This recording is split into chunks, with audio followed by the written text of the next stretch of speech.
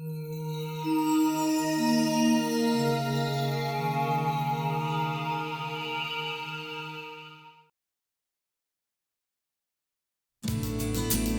one band could define the West Coast sound of the 1970s, it would have to be Fleetwood Mac. With their blockbuster album Rumours, the band had managed to become one of the biggest selling acts in the history of music.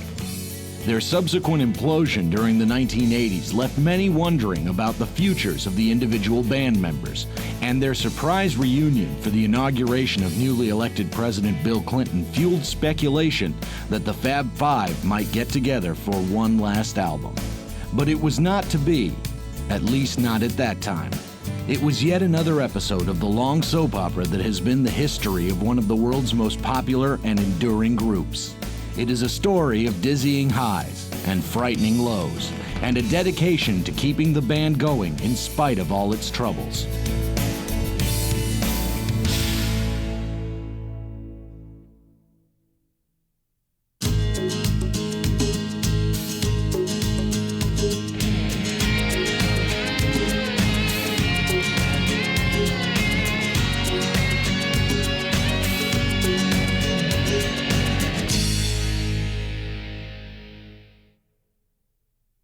We stand today on the edge of a new frontier, the frontier of the 1960s.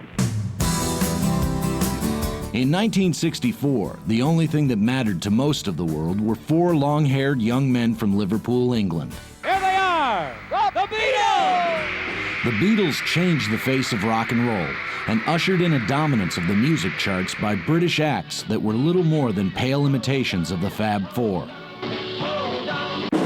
While the Beatles cranked out hit after hit in an amazing run of music the likes of which rock and roll would never see again, bands like the Dave Clark Five and Jerry and the Pacemakers were dominating the rest of the music charts, with their saccharine sweet riffs leaving many to wonder whether rock was about to hit another stagnant wall.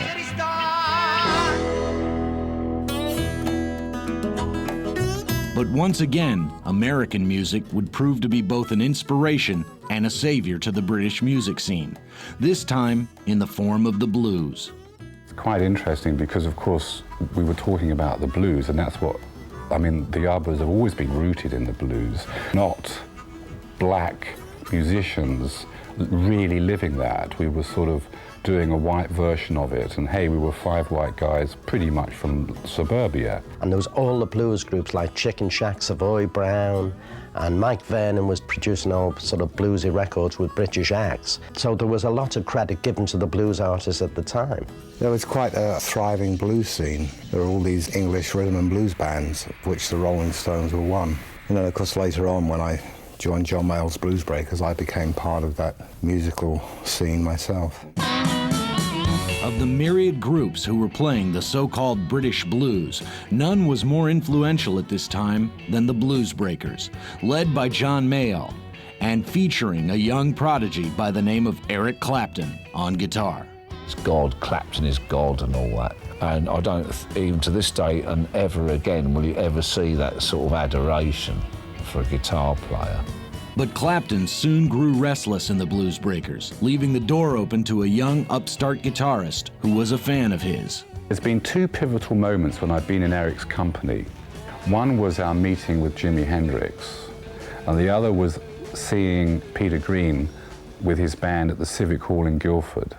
In came John Mayall, and a guitar player he simply didn't recognise. And Mike Vernon said, well, who's this? You know, I mean, where's Eric Clapton? Oh, he quit the band. Don't worry, this guy's better. And Mike Vernon said, don't be ridiculous, you know. He was, I mean, Peter Green was just magnificent. He certainly made his mark, and that, of course, led to Fleetwood Mac. I think people forget that Fleetwood Mac are called Fleetwood Mac because they were originally called Peter Green's Fleetwood Mac, and was, at the time, thought of by many people as a better guitarist than Eric Clapton. Green's vision of the perfect British blues band was coming to fruition. After grabbing former Bluesbreaker drummer Mick Fleetwood, who had been let go by John Mayall for rowdy behavior, Green quickly christened his new band after his favorite rhythm section, Fleetwood Mac. But the other half of this favorite rhythm section, bass player John McVie, was more than happy to remain with Mayall and his strict rules. While McVie played it safe, Peter enlisted the help of Bob Brunning to play for the band that bore the name of another bass player. He liked that rhythm section immensely, and let's face it, it's still there, you know. I'm not surprised. Peter actually wanted right from the outset John McVie, but John McVie had a nice, safe job, you know, good, steady income. You know, you knew where you were, you got your weekly wages and no messing around. Bob was under no illusions about his status in this new band, however. But it was made quite clear that I was on board until John decided. And I didn't mind that. You join a band of that caliber, you just see it as a break, you know. Green also recruited a young guitar player named Jeremy Spencer as a counterpoint to himself, in more ways than one. Jeremy was there, who was this umpy little bloke, you know, who didn't really want to speak to anybody. He was always, you know, a bit off with people, one might say. Jeremy Spencer was like an act within an act. He didn't interact with them musically in a sense. He did his, you know, in his silly rock and roll parodies and lots of fun, lots of entertainment. Jeremy must have been the first copy band all on his own. He took Elmore James and copied it. You know how many copy bands you've got in the world now? You know, from the Japanese Beatles to, like, you know, the other Rolling Stones to you name it, to the Abbas and whatever you like, right? Jeremy was the first one-man band, copy band. The early days of Fleetwood Mac were about saying we need a variety of sounds here. And just as the Rolling Stones had to have Brian Jones and they had to have Bill Wyman, they had to have Jeremy Spencer because he was the counterpoint to the rather slower, lugubrious, moody Peter Green work. The band, now firmly in place, began rehearsing for their debut live performance. I said, well, what's the first gig, you know? And I thought it'd be a club somewhere, and oh no, it's the Windsor Jazz and Blues Festival. The festival was set to be a gathering of some of the premier blues acts on the British Isles, including the Blues Breakers, with John McVie still on bass. But for Bob Brunning, there was one bigger concern than whether or not the band bore another bassist's name. We were very frightened because when we started rehearsing a bit and I was Green, you know, of course, I must tell you the other thing that Peter Green said during this audition was, you know, I'm very influenced by B.B. King.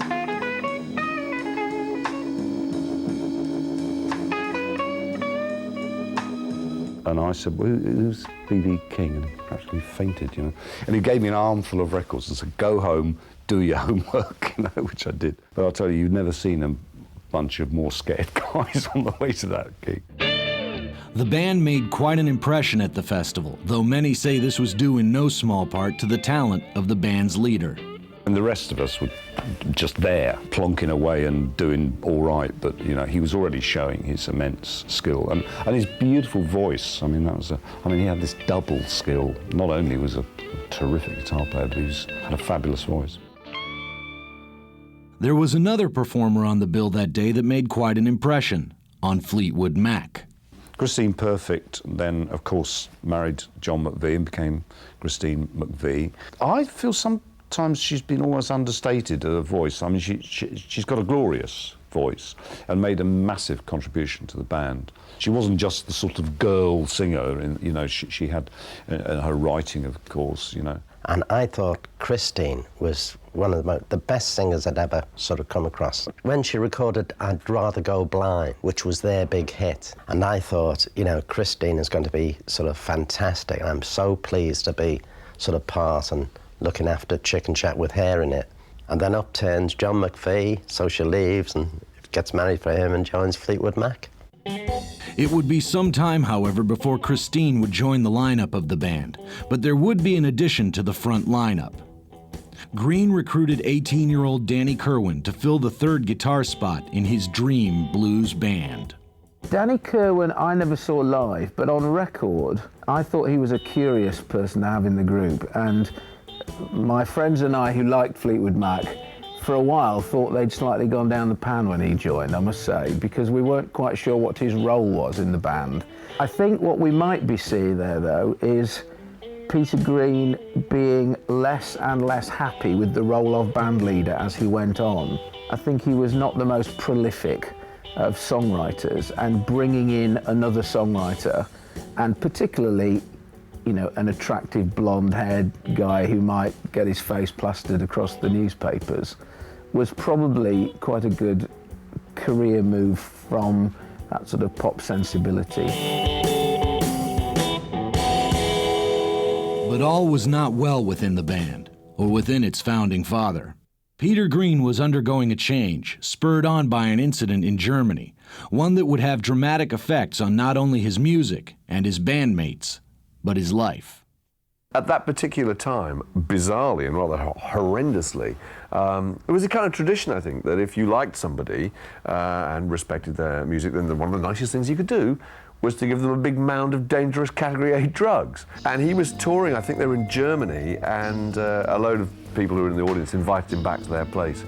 And they were absolutely this sort of messianic figure, Peter Green, you know, in our house, you know. And they had a lot of very strong acid and offered him this stuff and suggested he took loads of it, because that was clearly their way of, it wasn't malice, this was some kind of affection for the man. And he took all this acid and it suffered an appalling kind of mental implosion. Peter deteriorated quickly. He began to take on a Christ-like appearance and would enhance it with long flowing robes and an occasional large crucifix. While their leader lost his grip on reality, the other band members struggled to maintain the success that the group had worked so hard to attain. But for Peter, the die was cast.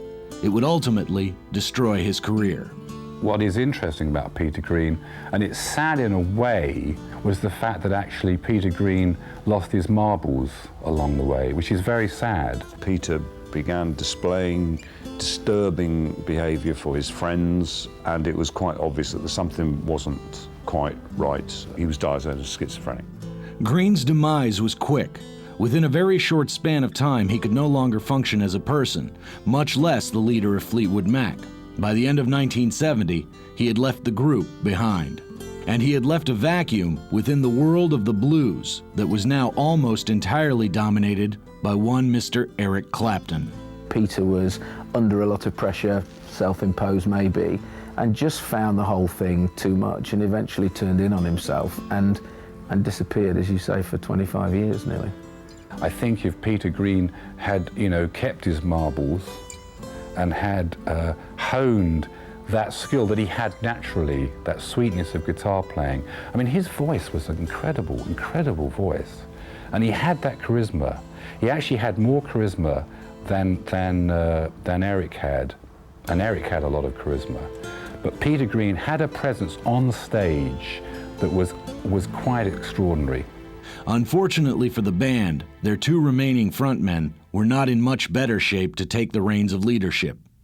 I think it was a pretty dysfunctional organisation, Fleetwood Mac, and I think it carried on being that actually for another 20 years. I think once you joined Fleetwood Mac, you left sanity behind you as you shut the door and entered that world. It was like checking into the Hotel California in a real sense. And I think that if you were in a band that was still really known as Peter Green's Fleetwood Mac and suddenly Peter isn't there, wow, what do you do? For Danny Kirwan to stand up and sing Man of the World, it's a very difficult thing to do. It would prove too difficult. Though the addition of the new Mrs. Christine McVie and guitarist Bob Welch would alleviate some of the stress on Danny Kirwan and Jeremy Spencer, Danny began to deteriorate almost as quickly as his mentor had done before him. He took to drinking too much and eventually wound up smashing his guitar before a live show, leaving the band to play without him on stage. It was the last straw. It just got out of hand for Danny, I think. That was his problem. His behaviour became intolerable. No doubt, the final story where he also had a bit of a drug problem too, where he refused to play and smashed things up and finally went out to the mixing desk and, very sad. The man was ill, but they couldn't. I mean, they had a show to do, and you can't carry someone who is getting to the point where they simply cannot play and simply cannot do the job they're paid for. So they had to say bye-bye to Danny, and I'm afraid he's never really recovered. I mean, he lives in London, but he's never made a complete recovery, sadly. Once again, Mick Fleetwood and John McVie showed their strength in managing to keep the band together despite any setbacks. Lesser men would have said, right, that's it, I've had enough. Because at that stage, they were such well-known musicians. I'm sure John could have walked off and joined, pretty much any band, and so could Mick. But they wanted to hang on in there. They're still doing all these years later. This incarnation of the band was to have little impact on the music scene, but guitarist Jeremy Spencer was about to make a very dramatic exit. During a tour of America, Spencer left his hotel room in Los Angeles and promptly disappeared. For 3 days, the band had no idea where he was, until he was located at a building occupied by a religious sect known as the Children of God.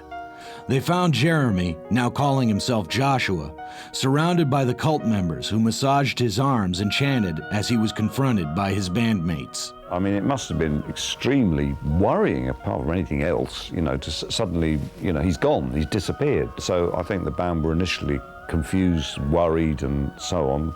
He'd made his decision and they couldn't move him, and they wished him well, and that's what he's been doing for the last 30 plus years. It wasn't obviously a frivolous decision. It was something very important for him. Oddly enough, it was an old friend who came to the rescue of the band. What Mick did was immediately phone up Peter Green, who left the band for some time, and said, help, help, help, we're in the middle of a tour and we're desperate, please could you help us? And Peter, being the generous man that he was, although he was, I'm quite sure, quite beginning to be getting quite ill by then, went out and sort of saved the day. But it was a huge shock for the band.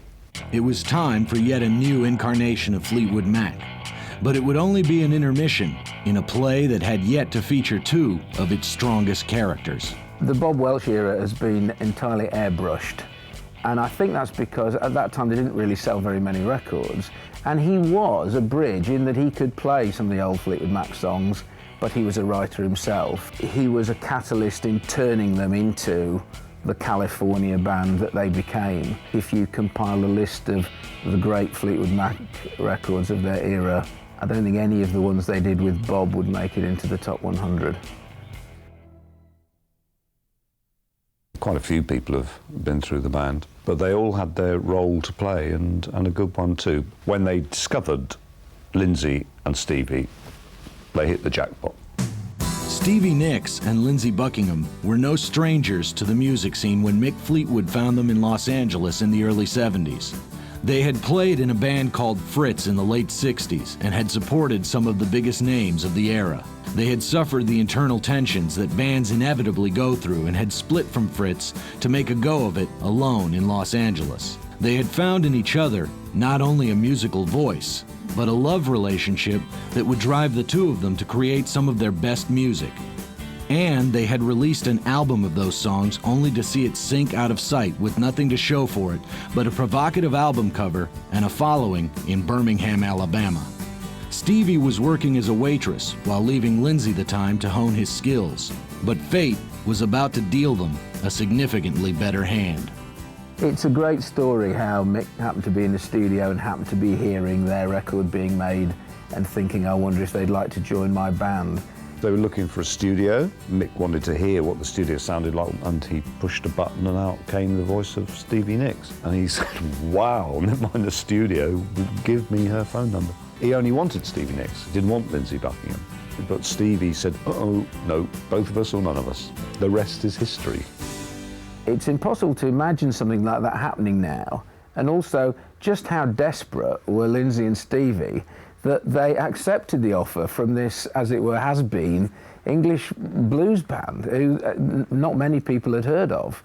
And there must have been some kind of magic in there, and I guess you can hear that on the record. The first Fleetwood Mac California-style record that's called simply Fleetwood Mac is a wonderful, wonderful record, I think. And my guess is that it slightly took them by surprise as well. Fleetwood Mac was about to become something very different from the British blues band that was its roots. They went from Fleetwood Mac blues band to Fleetwood Mac rock and roll band, with, you know, Fleetwood Mac blues band selling 300,000 records to Fleetwood Mac rock and roll band selling 4 million records on their first outing. The whole sound that these 5 people produced, that really catapulted them, particularly with Mick and John driving it all the way. The first musical venture for the new group was simply titled Fleetwood Mac. It was an album that would change forever how the group was viewed and would put Stevie Nicks over the top in terms of who the fans identified with. She does what she does, but underneath it all is a very calculating individual who was going to be a huge star. She had got the leverage that she wanted by joining Fleetwood Mac. And, you know, I've always recall her saying in a performance that she had worked it all out, and it's put her on top of her profession. With her heart-wrenching songs, smoky saloon delivery, and mystical stage presence, Stevie Nicks had gone from a faceless Hollywood waitress to the most recognizable member of a band who was about to capture the imagination of the world. She wasn't your standard lead singer from a group, even though there wasn't that many. I mean, if you take her and Debbie Harry, for instance, she was completely different to Debbie Harry. Debbie Harry was very much pushing her sexuality. I don't think Stevie was as much. She put her music forward, and her music was the one that made the statement. I think people connected with the music. And while Stevie Nicks had become the very public face of Fleetwood Mac, her lover had succeeded in becoming the sound of the band.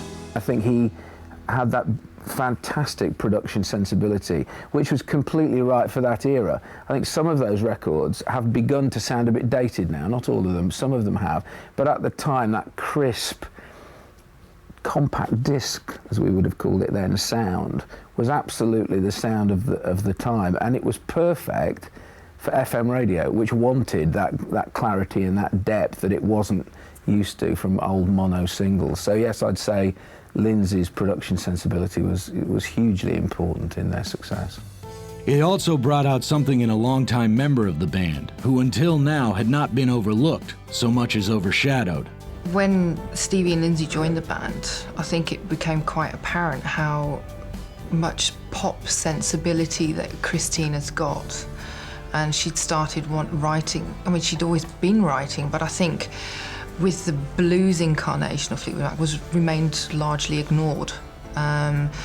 Whereas with this whole new style, this new sort of, incarnation of Fleetwood Mac, the input of Stevie and Lindsey, that obviously bore fruit for her. Her writing was now going to be very much part of this new Fleetwood Mac that, that happened in the 70s. Well, he's, of course, a very fine producer.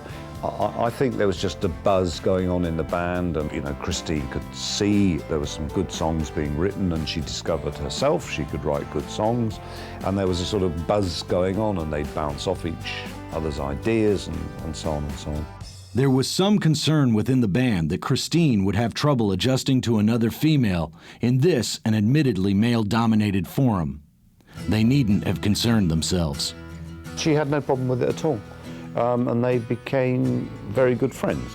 But no, she's on records saying it's like having a sister on the road, another woman, thank God, instead of all these smelly blokes, I don't think there was any kind of real rivalry. I think they recognised each other's skills. With the success of their first outing, the group embarked on their first tour together. It was a resounding success, with Stevie and Lindsey taking center stage as the group's new focal point. Audiences loved the smoldering sexuality of the young couple and embraced them as newfound rock royalty. The world was now theirs for the taking, and the group began recording their next album. Little did they know that the album would be more than just a record. It would be their masterpiece. It would also serve as a window into their private struggles, not the least of which was the disintegration of their personal relationships. Troubled times were ahead, and Fleetwood Mac was about to play them out in front of millions of devoted fans. Rumours is the great soap opera of rock and roll, and just like every soap opera, you almost wanted to tune in for the next episode. What would the next song tell you about them? Who wrote this? Who is singing this? Who's singing this about whom?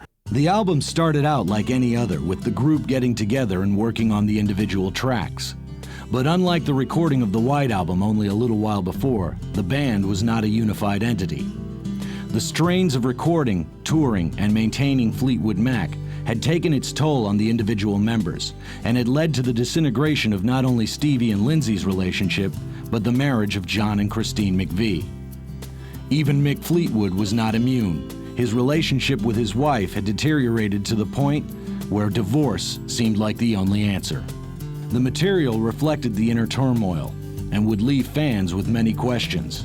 She's not really going out with him. Has she split up with him? Is he having an affair with her? And the answer in most cases was yes. Anything you could think of that lot doing to and with each other, they probably were. The album played like a dialogue between band members, with each trying to get in the final word. They ranged from blistering attacks to songs of condolence. John McVie, for one, was having a terrible time of things, as his soon-to-be ex-wife Christine had developed a relationship with one of the band's road crew. He found a novel way of coping. He was probably on his yacht before he even realised what was going to go on top of it, because he'd recorded all his bass parts. He didn't care what the songs were, you know. So he probably, whoa, what's it about when he actually got the album or something? I don't know. That's my supposition. But yes, jokes apart, it must have been difficult for them doing that. The music is certainly the members of the band speaking to each other through the music. Maybe they couldn't actually sit down in a conversation and sit down and have a conversation with each other, so they had to talk through music. And I think most of the fans picked up on that.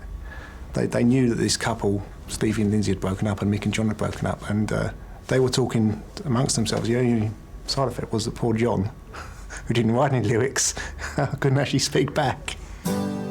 Though the breakup of John and Christine was by far the more serious matter, considering that it involved a divorce, it was the split between Stevie Nicks and Lindsey Buckingham that dominated the thoughts of fans around the world. The feuding couple became the focus of the imaginations of millions, but in private their problems changed the dynamic within Fleetwood Mac. I think it may have defined them a little bit, actually. I think with the breakup between them, it defined Lindsey more of a person who can do something on his own. And I think it certainly defined Stevie. Stevie obviously went on with her solo career. She became detached from the band and she was able to stand on her own 2 feet. Maybe if Rumours hadn't happened the way it did, she may not have been able to do that. When released, the album took off almost immediately. Spawning hit single after hit single, the album stayed on the charts and kept the band's private lives in the spotlight. The group launched a tour to support the album, but both the music and the spectacle had already gripped the fans. Find me a house without a copy of Rumours in. Now, that's a bit of an exaggeration. But no, because it's timeless. I can put Rumours on now, and it sounds like the Beatles had exactly the same ability. You can hear Please Please Me or Yesterday and Beatles songs 1,000 times, and they sound as fresh as ever. And I think Rumours is like that. Many people went to see Fleetwood Mac to enjoy the music, but it seemed that just as many went to see if the fireworks from the album's recording sessions would be evident on stage. They weren't. You could go back to Rumours and say, my God, how could they ever go on the road together again after that lot? But, you know, they're tough. All of them. We keep mentioning John McVie and Mick, but the same applies to Lindsey. And, you know, they could have the most storming, screaming rows and then go on the stage and do a thoroughly professional job. Despite the success of both the album and the tour, it left many wondering if the band would manage to hold together for one more album. They would, but those fans who were expecting a reprise of Rumours were in for a surprise. Tusk was to be Fleetwood Mac's most ambitious album to date, and one that would set the stage for battles that had been smoldering underneath the surface of the group's public unity. By this time, Lindsey Buckingham had enough confidence in his own success to make a few demands. The first was that the new album would sound nothing like the group's biggest success. He didn't want to copy Rumours. The formula that gave him Rumours, he wanted to go somewhere completely different, and he did that. And that, in effect, caused problems within the band. For the first time, Fleetwood Mac would be sidelined, as their resident guitar genius worked out the album from his bedroom, rather than in a studio where he might have to face Stevie, or one of her new boyfriends. With Tusk, it showed Lindsey's genius. His production is sublime. It's amazing. It gives me chills. I think Tusk is in its music is so diverse, hugely experimental, and that's exactly what Lindsey wanted. But the music on Tusk was different, and the public reacted to it. I think Tusk is the album that endeared them to America and finished them off for the British, because it wasn't an album of nice, tight little songs. It wasn't something you could put on at the dinner party, your Abigail's party, if you will. It was a difficult album, and it was a self-indulgent album. It was Lindsey's record in a sense as the producer, but it's also Mick's record, because Mick has always wanted to be more of a musician than he's allowed to be, simply being the drummer in a rock and roll band. The new album was not Rumours, and it didn't sell nearly as well. But was that a fair assessment of the album? You can basically split Tusk into two albums. You have the Christine and the Stevie side of it, which followed on from Rumours, and you have Lindsey's, which is totally different. It's like I think he's been on record just to say they're in the production room and they just turned all the knobs 180 degrees and said we're going with that. Well, it's this syndrome really, follow that. I think it's enormously hard. Okay, you know, brilliant in a way situation to be in, but I think that such a lot of themselves have gone into the previous one that it was a difficult album for them, and it got kind of mixed reviews. I mean, I was saying, you know, some critics called it a failure, and I said in my book, well, if selling 5 million copies of an album is a failure, then give me some failure, please. In the midst of the tremors that Tusk was causing among the group's newfound diehard fan base, the band decided it was time to take the show out on the road in support of the album. The tour would take them all over the world and would last almost a year. Once again, like the time during Rumours, the close proximity to each other began to fray tempers. It culminated in an onstage incident on the Australian leg of the tour, where Lindsey, having had too much to drink, decided to take out his frustrations on his former paramour, Stevie Nicks. First, he played the parts to her biggest songs improperly. Then, he actually kicked her on stage. The rest of the band was not amused. Lindsey really had a pop at Stevie on stage, and they all dashed off stage and they all sort of laid into Lindsey. I think Christine got to him first. I think that really is very much indicative of how the tensions had built to that point, where they just, you know, were about to fall apart. The end of the tour was a welcome relief from the rigors of performing, but it was not without controversy. Mick Fleetwood had for a number of years functioned as the group's manager, which had seemed like a good idea, in that the manager would now have the best interests of the band at heart. But managing Fleetwood Mac was no easy task. Plus, to top it off, he had developed a clandestine relationship with another member of the band. Something had to give. I think you had the now publicised Mick and Stevie relationship. You had the fact that the Tusk album was not shifting as many copies as certainly Warner Brothers would have liked. And at the end of it, that the Tusk tour didn't actually make them any money because they were living, their expenses were so high. And this all catapulted into more pressure. And I think certainly Lindsey suffered from that pressure. When the band found out that they had little or no money for their year-long tour, they fired Mick as manager. It was anybody's guess what would become of Fleetwood Mac. But for one member, the future seemed bright. Stevie obviously went on with her solo career. She became detached from the band and she was able to stand on her own 2 feet. Maybe if Rumours hadn't happened the way it did, she may not have been able to do that. However, that put the other band members in a very difficult position because they didn't know whether or not she was going to rejoin the band. They thought that, you know, oh, there goes another member.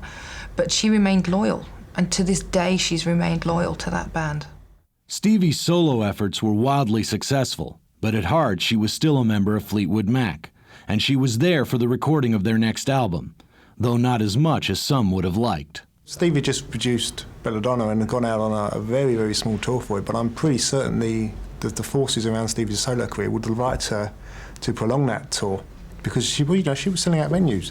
Belladonna went to #1 on the album, on the Billboard chart, so she could fill the venues and bring the money in to her and obviously the management company, etc., etc. The new album would not be like Tusk, a record which definitely allowed Lindsey Buckingham to stretch his creative wings. but more like Rumours in that it would be a collection of radio-friendly pop songs. It also capitalized on Stevie's new image as the mystical queen of rock with the single Gypsy. It made her an even bigger star. There was an incident, you had these two fans, they caught her and said, "Can you sign my arm?" And they went away and had this Stevie tattooed on her arm where she'd signed it. But she went crazy over this. These are the lengths that people were going to. But with Stevie's burgeoning solo career, there was new tension to be dealt with, especially for her former soulmate. He is, of course, of all of them, the most prolific songwriter. So there's never enough room for him, in a sense.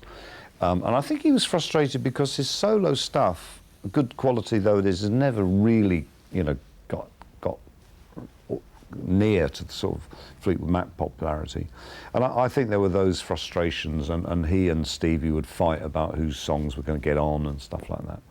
So I think there's a whole, and we're now talking, what, 20 years on or something? I mean, it's a long time to be together. He wasn't happy doing Fleetwood Mac stuff. He wanted to be able to be in the studio with his own music and experiment and do things his way. Lindsey's solo career was not nearly the resounding success that Stevie's was, and he was becoming more and more impatient with the constrictions placed upon him by the band that had launched his career.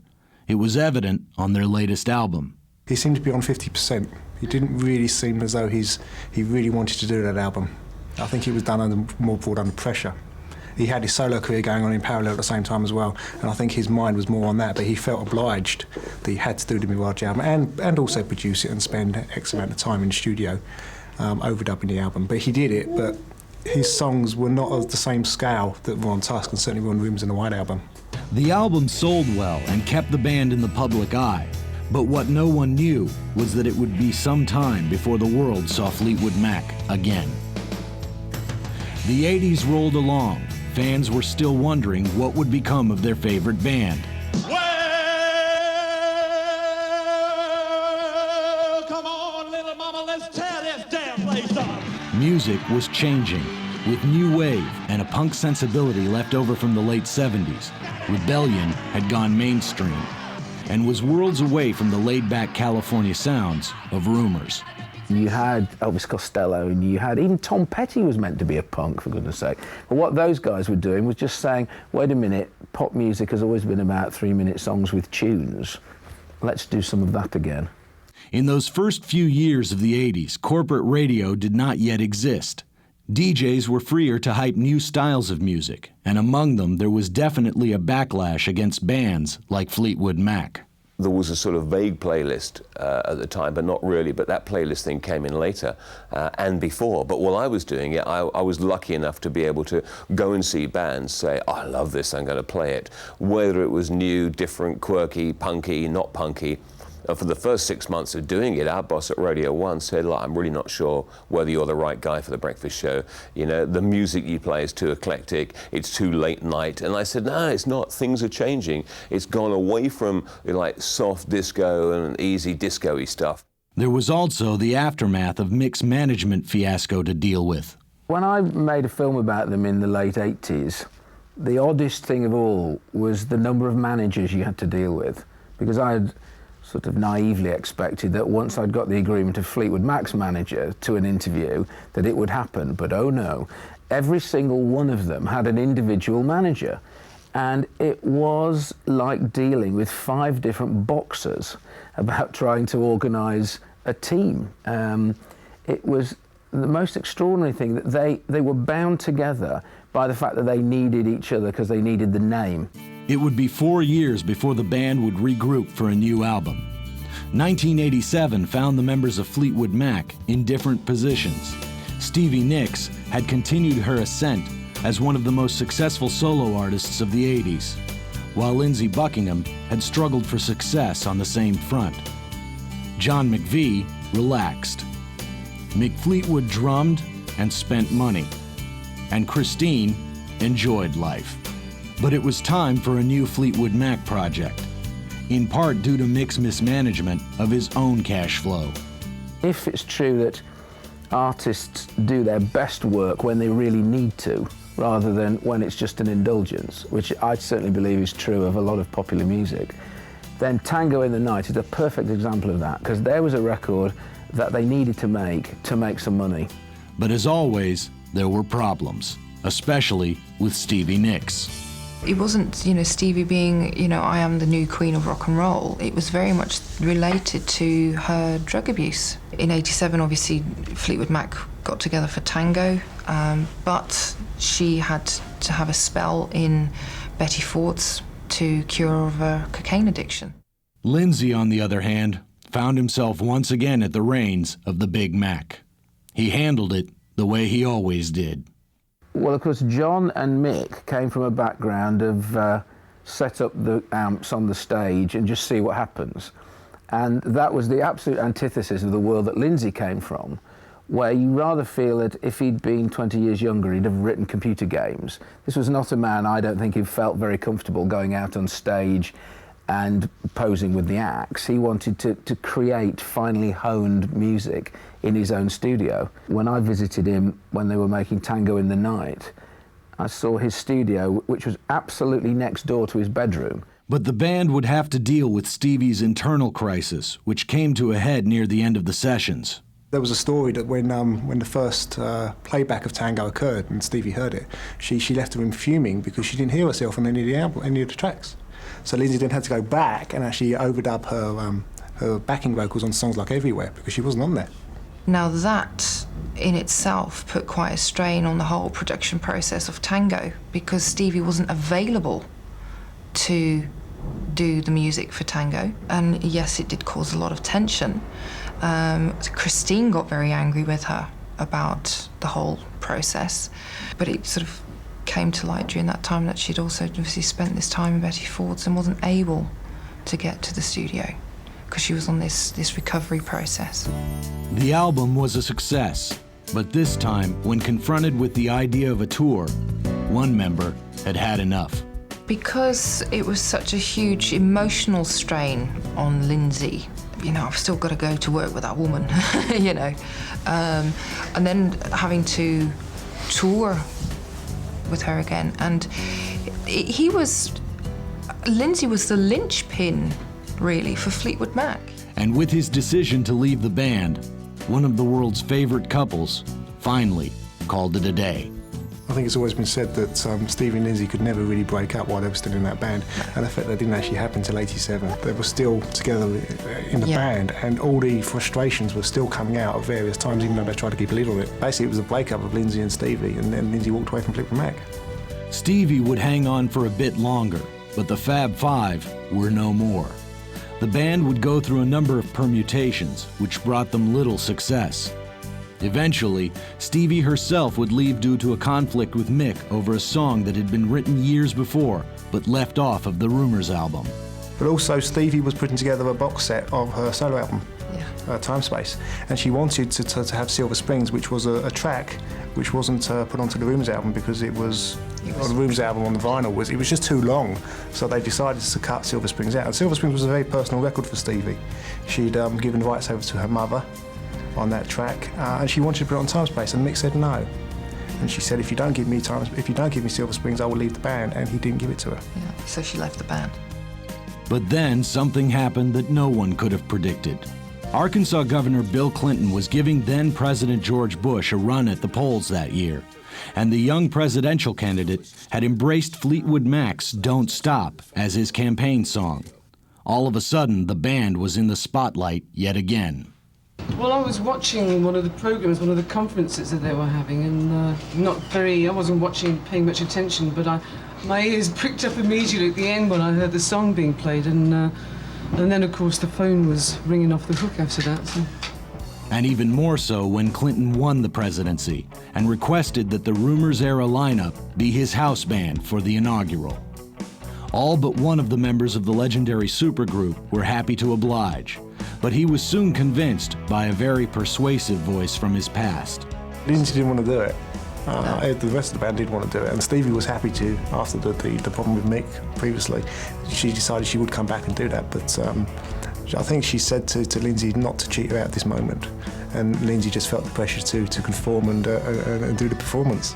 His reticence was visible at the press conference for the event, which Stevie could not attend.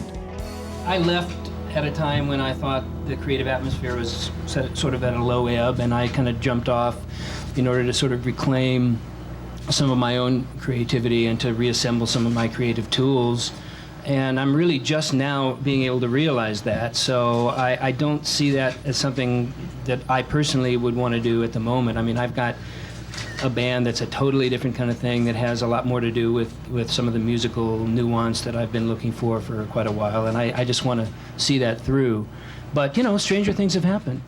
The performance, however, was a resounding success, and it opened the door for yet another reunion that would take place a few years later. Lindsey reflected on his time away from the band. It was 20 years since Rumours, and it seemed a good idea to actually let's go out and celebrate this album again. And they were happy.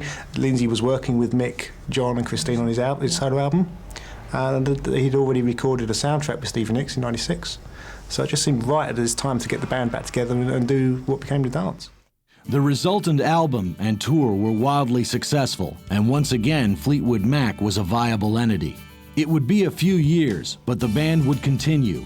In 2003, Fleetwood Mac would once again be on the road, but without one member, who had decided not to subject herself to yet another tour.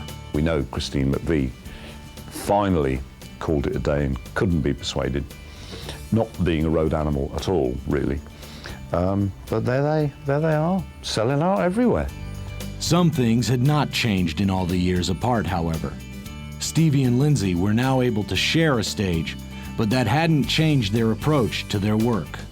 Well, volatile isn't the word. They used to fight like cat and dog, you know, and even on the last quite recent tour, the dance tour, she said, you know, we still, after all the years, fight over every note that we play, you know. The drive that they both had just came together and produced great stuff, you'd say. But there they are, back on the road together. It's amazing. I mean, I never thought that lineup would tour again. It is a melodrama that has entranced the world, a story of those who reached for a brass ring and captured it, and those who were destroyed by the quest itself. The end of Fleetwood Mac's story has yet to be written, but the world can take solace in the fact that one of the great love stories of rock and roll is still ongoing and still can surprise its fans. Fans who still have a devotion to a band that started so long ago in a different world.